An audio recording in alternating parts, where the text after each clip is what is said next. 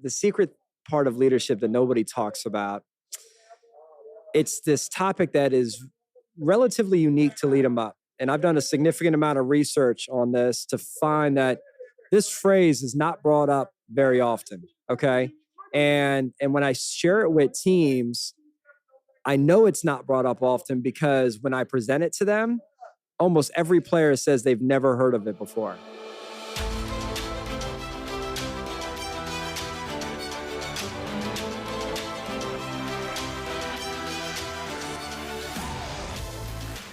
Welcome to the Cutting Edge Coaching Podcast, where we believe coaches are some of the most important teachers and leaders in the world, and they deserve to be supported.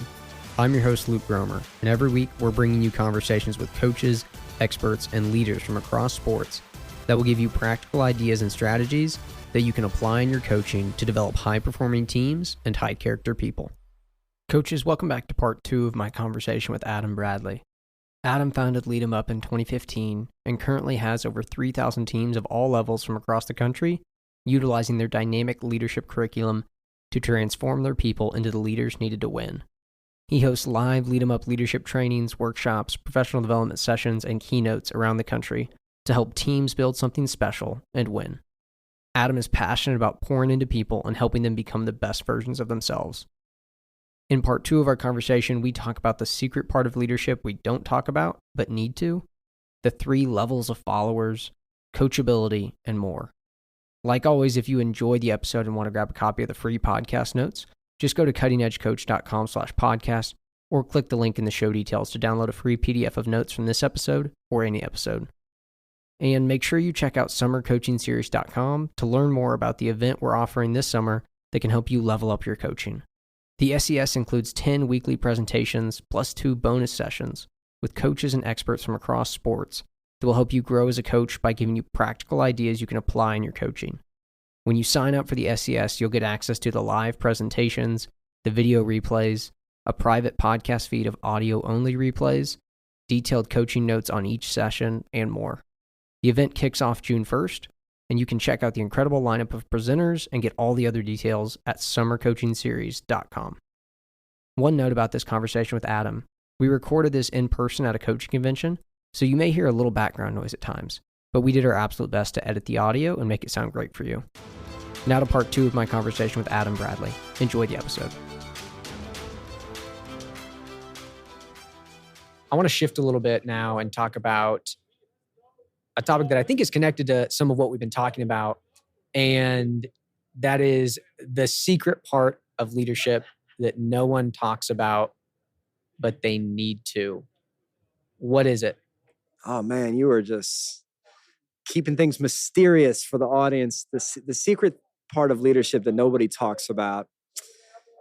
It's this topic that is relatively unique to Lead 'em Up. And I've done a significant amount of research on this to find that this phrase is not brought up very often, okay? And when I share it with teams, I know it's not brought up often because when I present it to them, almost every player says they've never heard of it before. And it's a phrase called followership. We spend a lot of time in Lead 'em Up talking about followership. And for us, we define followership as one's performance level in following the leader. And I can almost promise you, nobody, Luke, talks about your performance level as a follower. Like nobody phrases it or positions it that way. We all talk about stepping up as a leader.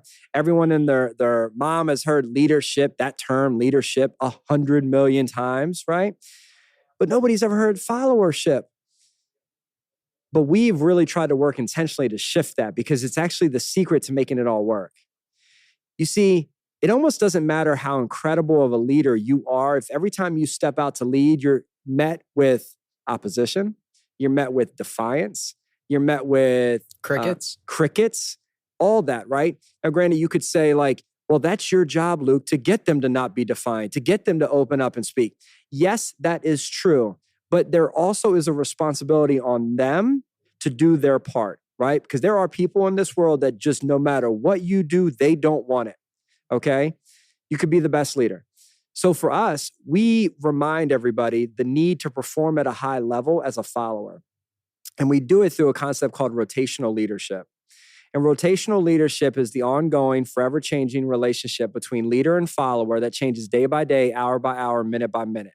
The ongoing, constantly changing relationship between leader and follower that changes day by day, hour by hour, minute by minute. It essentially means this: regardless of title, rank, seniority, experience, athletic prowess, all of that, regardless of everything, every single person at times plays a role of a leader and at times plays the role of a follower. This is your podcast, Luke, but right now as I speak, you are following my lead, okay?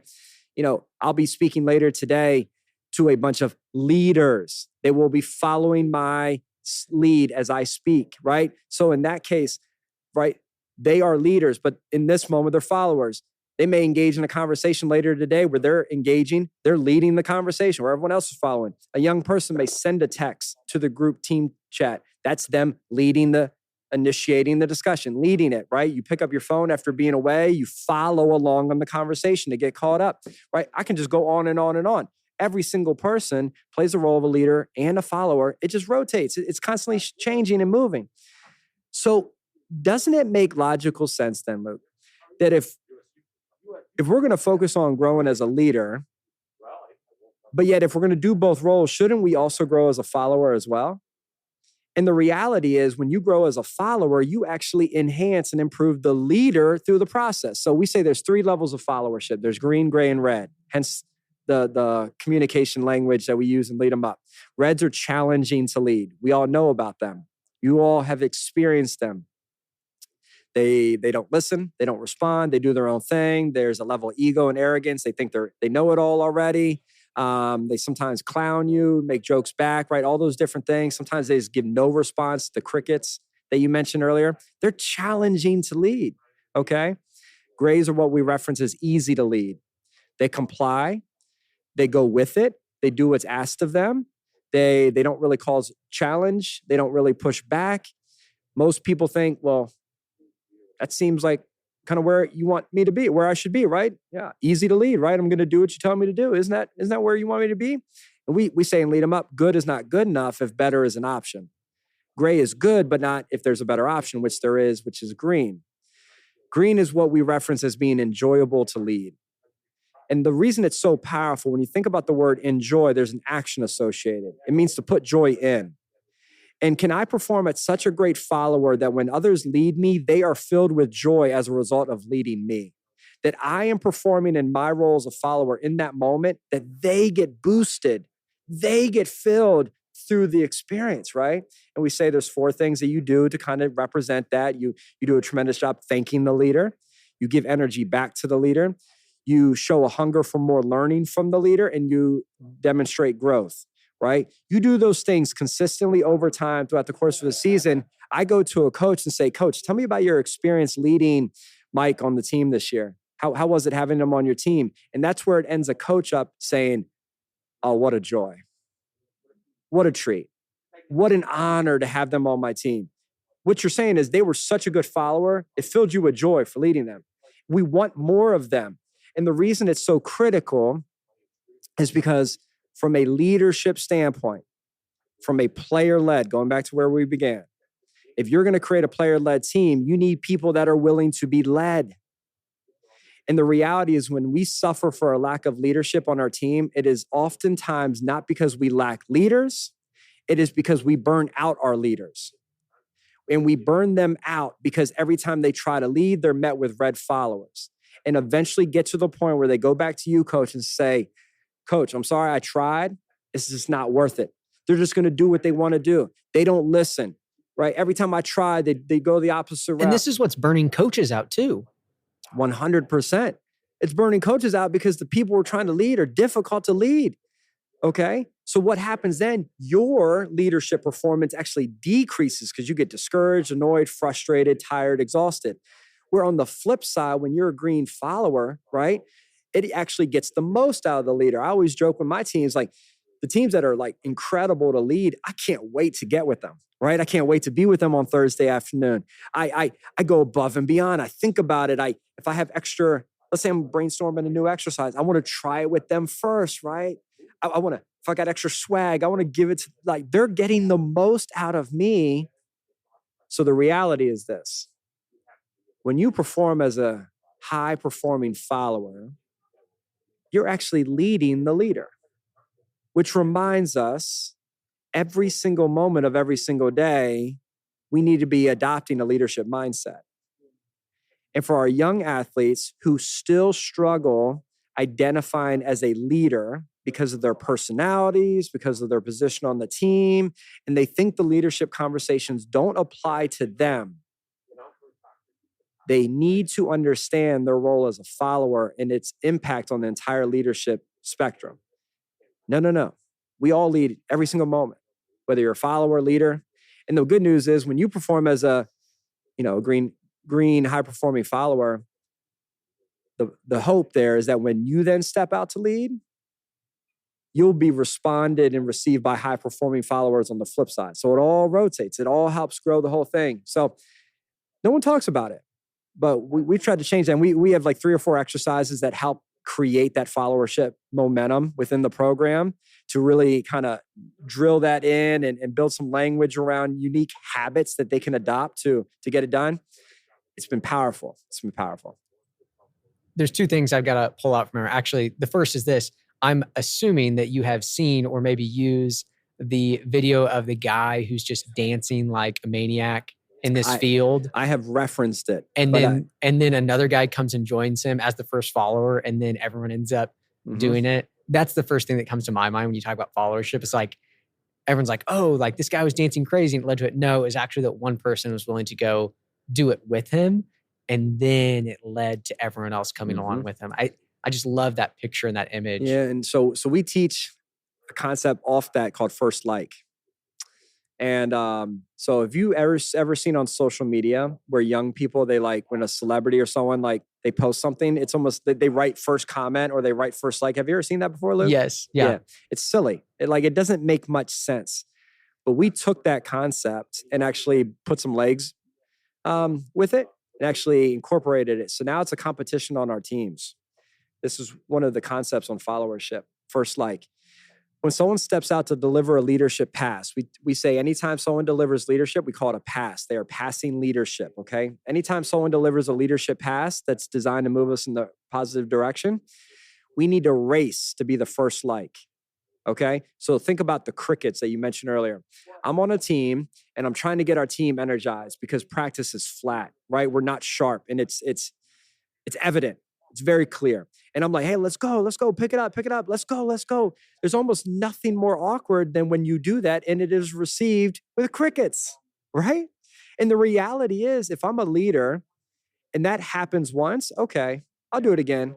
But if it happens again and again, Luke, what am I going to do as a leader? You're just going to stop trying. I'm just going to stop trying. But boy, that doesn't happen on our teams because on our teams, we race to be the first like. And first like for us means the first person to run and support that positive leadership pass, to put some energy and momentum behind it.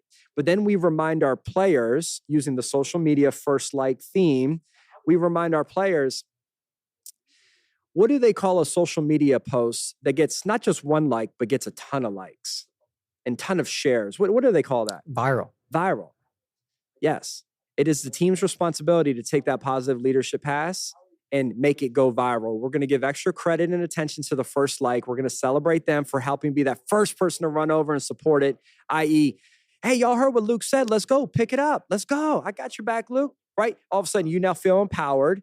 You feel boosted. You feel encouraged. I've added momentum to your leadership pass, right, which will hopefully increase the chances of you delivering more passes in the future. And now it's the team's responsibility to also come alongside and make it go viral. Because when things go viral, what's happening? What is happening is everybody's aware of it and everybody's embracing it. Essentially, think about a viral dance. Everyone knows about it. People are doing it all over. When someone delivers a positive leadership pass, don't we want everybody on the team to adopt it, to receive it, to embrace it? Team's responsibility to make virality occur within these leadership moments. And it's that cycle where the more it happens, it reinforces itself. It's that flywheel. I love it. The other thing that I really want to highlight in what you've been talking about with followership is that I think that this is a way that coaches can reframe the concept of coachability. And I think you mentioned kind of an example of this earlier, But, we talk about athletes being coachable, and we don't really define what that means for them. But I think it would be much more powerful for us as coaches and them as athletes if we use this language of followership, or, hey guys, this is what a great follower does. This is what I'm looking for as I lead you. And here's why it's so important. Again, because when you do this, this is what it does for me, and it's what it does for you, and that you're actually leading as you're following. And I just think that, like we talked about at the beginning, there's so much power in the language we use. And to even get away from a term that for coaches and players has a ton of different definitions. When you talk about coachability, you might get a ton of different definitions from a ton of different coaches and players. And to use some term or language that kind of allows us to control the definition of it and makes it really clear for our athletes. Yeah, I like that connection, and we don't often use that connection, but I may begin using it even more. And I totally agree. And I think there's a couple dynamics on it. One, when we talk about coachability from a player's perspective, that seems like a selfish request. It's the coach wanting them to be more coachable, to make their life easier. I think the thing that differs with followership is this is something they have felt and experienced the pain point themselves. When I ask players time and time again, have you ever experienced trying to lead a teammate and them not responding well or them pushing back, right? They all raise their hand, right? So when I begin to talk about how we burn our own leaders out, we cause them to throw in the towel.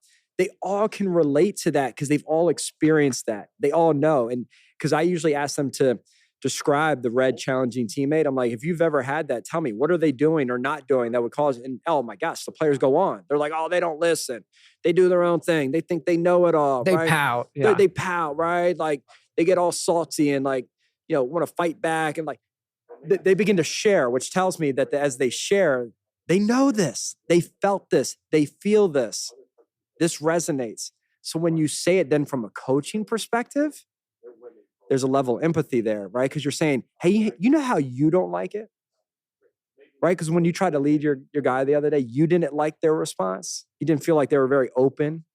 You didn't think they were a great, green follower the way we talk. And that's how I feel with you. That's how I feel with you. Every time I try to help you, every time I try to bring something up to you, I feel like you're this like red follower. It's challenging to lead. It's causing me to like really have to figure out like, and much more so than I should, of like how to get to you, how to connect with you. Like, cause you're not giving me much in return. You're certainly not being enjoyable. I'm not being filled with joy. Right. TJ Rosine, he has shared with me, and he has told many players over the years that frankly, you're just not a joy to coach. It's not that I don't like you. It's not that I don't want you here. I'm just going to be very honest. I have not been enjoying coaching you. That's being, he's not a green follower, right? Yeah. And the thing that was triggered in my mind there is another powerful piece of what you're talking about is having this common language makes it easier to have hard conversations. Doesn't make it easy to have them, but it makes it easier, and I think adds a level or layer of clarity about these conversations. Like you were just talking about there with that example. Athletes have gone through this exercise or experience where they've defined it. They've reflected on when they've experienced it. And now when I have an athlete that I'm experiencing that with, I can come to them and say, hey, you know what it's like with a red follower? That's what I'm getting from you right now. Think about how crazy and different this is. I've heard so many coaches over the years, as I'm sure you have as well, just state almost a blanket statement of like, we're lacking leaders, right? We're lacking leadership. We need leaders to step up. Think about a coach saying, guys, we are lacking followership here. We are lacking followership. Like, this is a completely different conversation. But when the players know what followership means, they recognize like, man, when coach says we're lacking followership, like it's basically saying we're not listening. We're all doing our own thing. We're creating challenges for each other, right? We're not being coachable. Wow, we are lacking followership. And it's so much less intimidating than we're lacking leadership. I think you mentioned that earlier. To to highlight, actually right now, I need you to be a great follower, I think for most people feels more manageable than I've got to be a great leader. Because I think the leadership feels like the spotlight's on me. The followership is spotlight's on someone else, and I can just be a support. And let me perform at a great, we always want our players to perform in their role to the best of their ability in their role. That ties into followership, because half the time, 3/4 of the time, I don't know what percentage, but there's a large amount of time where that's your role. That's your role, is to be an incredible follower. Okay. Now we do have an exercise down the road in followership where we teach the players how to discern between good leadership and bad. 'Cause you don't want to just follow anybody and everybody. Like, so we get to that point eventually, but it absolutely changes it. And here's what one other thing it does, Luke, is it empowers those that want to be leaders to be able to be a leader at all times. You see, I think about my time in the corporate world, right? I spent 13 years in the corporate world with the title of VP of Sales. Pretty high title, right? And managed a handful of people and had a good team and all that. But I didn't own it, right? I was under other people's guidance and leadership, but I have a leadership mindset. That's just how I think. That's how I operate. I live in this world. I do this for a living on the other side. So in my organization I have to kind of play that balance, right? There's some moments where I'm not in charge leading the ship here, but I can't turn my brain off from being a leader, from having that leader mindset. So for me, the followership gives me the ability to lead at all times. Because even when it's not my responsibility in this moment, maybe I'm in a meeting, maybe the owners are kind of guiding things and I'm now in that follower role, I can still be a leader. I still have ways to perform. I'm gonna encourage them. I'm gonna give them energy. I'm gonna first like their positive attempts, right? I'm gonna thank the pastor, right, as they deliver leadership passes. I'm gonna do all that. And here's just an interesting thing. It's actually been my way in that world of most effectively changing them into the leader I want them to be. We all want our leaders to lead us certain ways. We would all love for if they would just do this a little bit more, I'd be that much more bought in. I found that my followership presence and intentionality, the way I thank them, the way I give them energy, the way I celebrate their wins, has actually led them to do the same back. It's contagious. That's so good. Yeah, I'm glad that you highlighted that. And it's interesting because when I talk to others in the organization where I'm at, they comment that those individuals, those owners, don't lead them the way they lead me. I often say, really, I haven't experienced that. That's your experience. I haven't experienced that. And I think it's because I engage in this followership mentality of performing that then is leading them up, and they lead me differently. I know we're going really deep here, but it's really interesting how it plays out. Yeah, it's cyclical. Absolutely. I think that's really important that you highlighted it. Adam, this has been fantastic. Before we wrap it up, I've got 3 rapid fire questions I want to ask you. I want to know the first thing that comes to your mind about the leadership coaching that you do. The first question is this: the most fun part of coaching is? Honestly, going on playoff runs with a team that's coming together, that's just so special. Those special playoff runs, the leadership's on full display, camaraderie, love. It's incredible. Absolutely. Here's the next one. I wish I would have known blank before my first coaching experience. I wish I would have known blank before my first coaching experience. That's a great question. And you did not prep us on this, which is fine, right? So you're getting a really raw, and I'm stalling as I talk. That's right now. You notice that? This is the question that most coaches, they take a minute to think about. Yeah, I mean, I wish I knew, I think I just wish I had a more audience-centric mindset when I went into coaching. Just really putting myself in their shoes. Just making sure they receive. I think early on I may have been a little bit more of trying to show my worth and spill everything onto them, versus now where I'm very aware of where they are, speaking their language, their speed, their needs versus what my, you're bringing. Exactly. Yeah. Less about me, more about them. That's really good. Here's the last one. I know I'm successful as a coach when players turn the corner. Say more about that. So we always say, the corner's always near. We're leading players and we don't know if they're ever going to get it. We don't know if they're ever going to turn the corner, light bulb go on. And it's one little phrase that we've used to kind of internally encourage us in those moments of leadership growth. Because sometimes it takes a while for our kids and our athletes to get it, right? But a way to encourage us is to say the corner is always near. Don't know when they're going to turn the corner, but I believe it's near. It's soon. It's happening. I think when those players turn the corner and then kind of communicate that they have, right? They show that moment of growth. That's really, really special. They go from red to gray or gray to green, that moment. Yeah. Yeah, that's really special. Yeah, and you see it. Well, Adam, this has been fantastic. Before we wrap it up, just share with the listeners where they can connect with you and learn more about the work you guys do. Yeah. So, Lead 'em Up. You can go to www.leademup.com, leademup.com.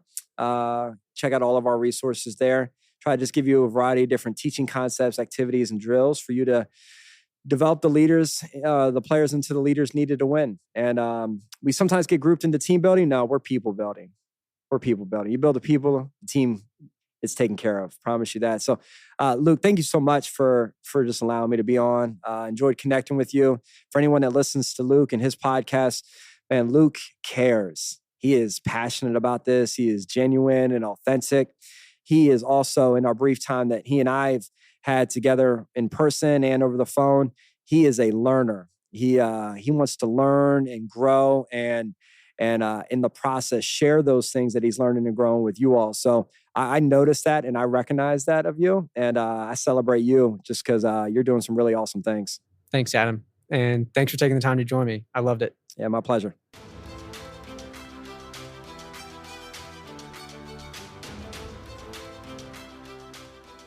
Coaches, thanks for listening to this episode, and a huge thanks to Adam for joining me. As always, if you enjoyed the episode and want to grab a copy of the free podcast notes, go to cuttingedgecoach.com/podcast or just click the link in the show details. I've got one big takeaway from this episode, and you can probably guess what it is. Teach followership. We shouldn't expect it unless we define it and teach it, and then we've got to reinforce it.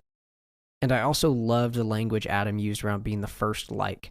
It's so important that we use relevant and sticky language for the skills and behaviors we want our athletes to grow in. If we're serious about teaching them to be good leaders and good followers, we've got to be intentional about it, and then we've got to reinforce it. We've got to catch them being good and doing it and celebrate it in front of everyone. And hey, don't forget to check out summercoachingseries.com to learn more or sign up for the 2022 Summer Coaching Series. I hope to see you this summer. Thanks for listening to the podcast.